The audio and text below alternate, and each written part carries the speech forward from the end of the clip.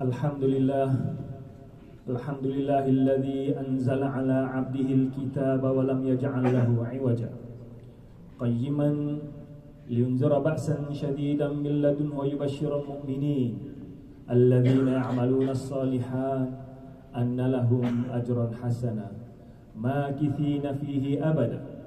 Asyhadu an la ilaha illallah wahdahu la syarika lah wa asyhadu anna Muhammadan 'abduhu wa rasuluh.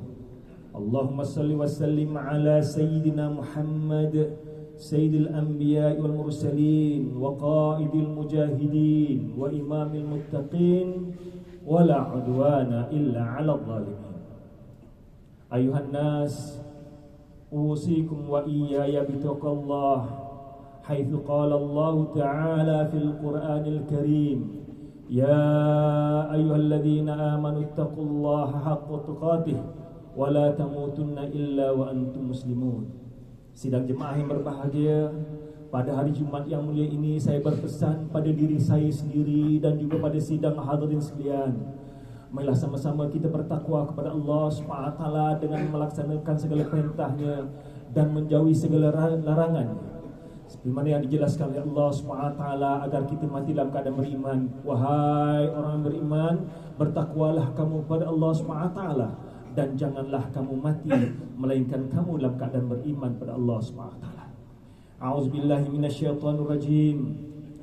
Ya ayyuhalladzina amanu la ta'kulu amwalakum bainakum bil batil illa an takuna tijaratan ala an taradin minkum wa la taqtulu anfusakum innallaha kana bikum rahima.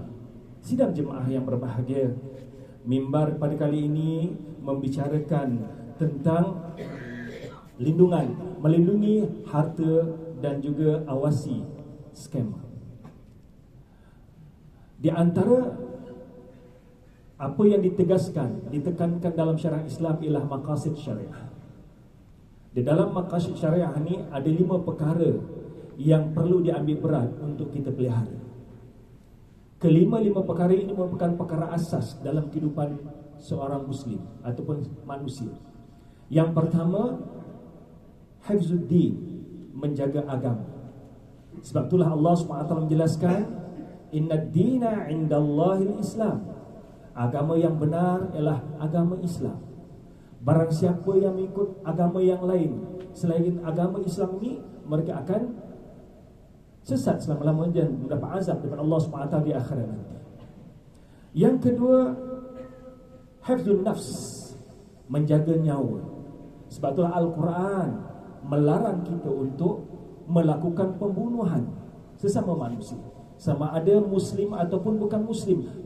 Dilarang oleh Allah SWT untuk kita bunuh, melainkan dengan hak. Yang ketiga, hifzul aql, menjaga akal. Sebab itulah agama yang mulia ini melarang kita memakan ataupun meminum segala makanan dan minuman yang boleh merosakkan akal kita, seperti minum arak, dadah dan sebagainya. Yang keempat, hifzun nafs, menjaga keturunan. Lantaran itu ada peraturan larangan untuk melakukan perzinahan supaya dapat dijaga nasab manusia ini dengan nasab yang benar. Yang kelima, hifzul mal, menjaga harta. Menjaga harta merupakan salah satu tanggungjawab yang perlu dilakukan oleh pemerintah dan juga semua umat Islam. Bahkan apabila seorang itu memeluk agama Islam, maka nyawa dan hartanya menjadi tanggungjawab bagi umat Islam untuk memeliharanya. Sidang jemaah yang berbahagia, Islam melarang kita mengambil harta orang lain tanpa hak, sama ada dengan cara mencuri, menipu, merampas, rasuah dan sebagainya, merupakan larangan yang besar dalam agama Islam. Dan ia merupakan salah satu perkara yang ditekankan dalam maqasid syariah agar kita menjaga hak individu masing-masing. Antaranya ialah menjaga harta. Dan inilah yang ditekankan oleh Rasulullah sallallahu alaihi wasallam dalam hadis baginda, di mana Rasulullah sallallahu alaihi wasallam menekankan al-muslim akhu muslim la yadhlimuhu wa la yuslimuhu. Seorang muslim itu adalah saudara kepada muslimnya yang lain. Dia tidak akan menzalimi saudara muslim yang lain, wala yuslimu, dan dia tidak menganiaya saudaranya. Wa man kana fi hajati akhihi kana Allah fi hajati. Barang siapa yang menunaikan, barang siapa yang melaksanakan, barang siapa yang membantu orang lain untuk melaksanakan hajatnya, nescaya Allah akan sentiasa membantu beliau untuk melaksanakan hajat mereka. Namun demikian, ada di kalangan manusia yang rakus, yang tamak untuk mencari kekayaan, mencari keuntungan dengan cara yang mudah, dengan cara menipu dan sebagainya. Lantaran itu, banyak kita dengar di sana sini masalah cyber yang berlaku di sana sini, ataupun kecurian ataupun penipuan di alam cyber yang dilakukan oleh scammer-scammer untuk mengaut keuntungan dengan cara yang mudah. Satu statistik yang agak membimbangkan, yang dicatatkan sehingga tahun 2022 hingga bulan Julai ini, tahun 2022 hingga bulan Julai ini, terdapat 13,137 kes yang melibatkan penipuan di alam cyber. 13,000 lebih kes sehingga bulan Julai pada tahun ini sahaja. Dan daripada angka ini 6,947 tangkapan telah pun dilakukan, yang melibatkan angka yang besar, melebihi 400 juta ringgit Malaysia. So angka yang cukup besar ini yang dilakukan oleh individu-individu yang tidak bertanggungjawab untuk mengambil harta orang lain dengan cara yang tidak betul. Oleh itu, sidang jemaah yang berbahagia, di zaman yang serba canggih ini, jangan mudah untuk kita mendedahkan identiti kita bagi memudahkan mereka untuk melakukan skema, mengaut keuntungan dengan harta yang kita miliki. Berhati-hati apabila menerima panggilan daripada nombor yang tidak kita kenali. Pada masa yang sama, segala urusan yang berkaitan dengan kerajaan biasanya tidak akan menggunakan dengan nombor handphone, sebaliknya dengan nombor tetap. Andai kata kita menerima panggilan dengan nombor handphone mengaku daripada lembaga hasil, daripada badan kerajaan tertentu, di situ kita letak ada kemungkinan penipuan yang berlaku. Andai kata kita nampak segala kemungkinan penipuan ini, boleh kita melakukan buat laporan pada pihak berkuasa agar kita tidak terjebak dengan penipuan ini. Dan di akhir ini banyak skema yang berlaku terhadap penggodaman sistem Telegram dan sebagainya, menggunakan nama individu-individu tertentu untuk mengaut keuntungan dengan cara meminta sumbangan ataupun meminta bantuan. Pada masa yang sama juga, penyamaran dilakukan sebagai pegawai lembaga hasil dalam negeri, pegawai penguatkuasa, pegawai polis, pegawai kastam dan sebagainya, bagi menakut-nakutkan orang ramai agar mengikuti apa yang mereka kendaki, bagi mendedahkan identiti tertentu mereka. Dengan ini memudahkan mereka untuk menggodam akaun dan seterusnya mengambil harta yang ada di dalam bank account mereka. Pada masa sama juga ada juga individu-individu tertentu yang ingin mendapat kekayaan dengan cepat, yang terjebak sebagai akaun keldai. Pastikan akaun yang kita miliki ini hanya dimasukkan akaun duit milik kita sahaja. Jangan gunakan akaun kita untuk memasukkan akaun orang lain yang digambarkan akhirnya menjadi akaun keldai.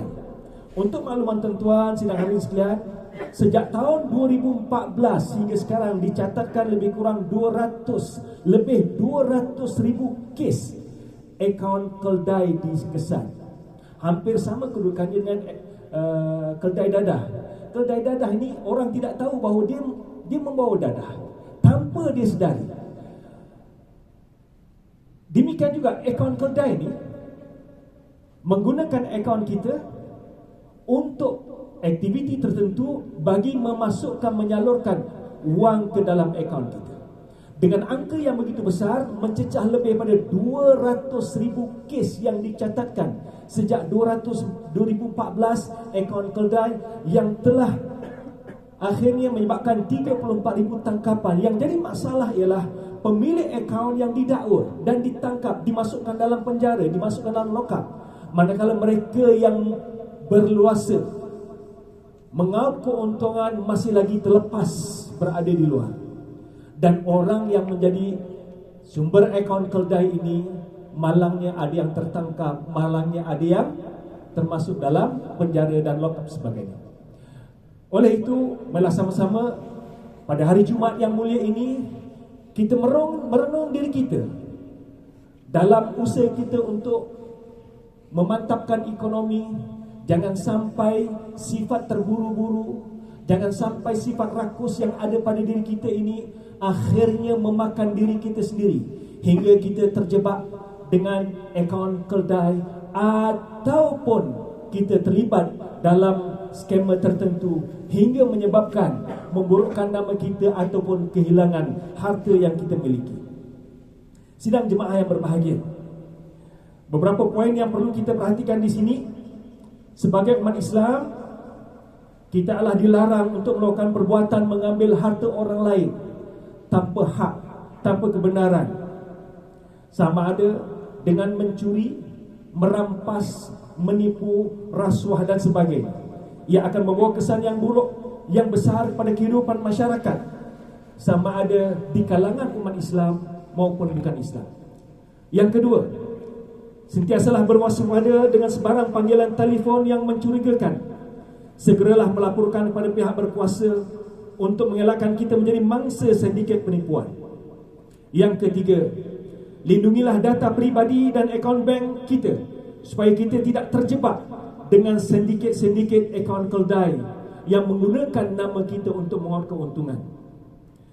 Marilah sama-sama kita hayati hadis Nabi Muhammad sallallahu alaihi wasallam yang berbunyi, kullu bani adam khata'un wa khairu khata'ina tawwabun. Setiap anak Adam melakukan kesalahan dan sebaik-baik orang yang melakukan kesalahan ialah orang yang bertaubat. Andai kata kita telah terjebak sebelum ini bersama dengan scammer, kita menjadi scammer, marilah sama-sama kita bertaubat, mohon ampunan pada Allah Subhanahu wa taala.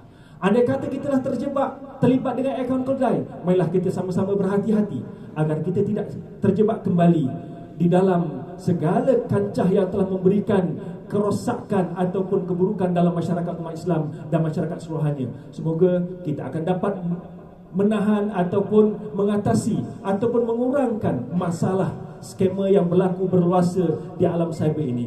Sekian saja untuk kali ini, untuk renungan kita bersama. Moga-moga dapat kita jadikan panduan dalam kehidupan kita seharian. Barakallahu li wa lakum bil Qur'anil azim wa nafa'ani wa iyyakum bima fihi minal ayati wa dzikril hakim wa taqabbala minni wa minkum tilawatahu innahu was-sami'un alim.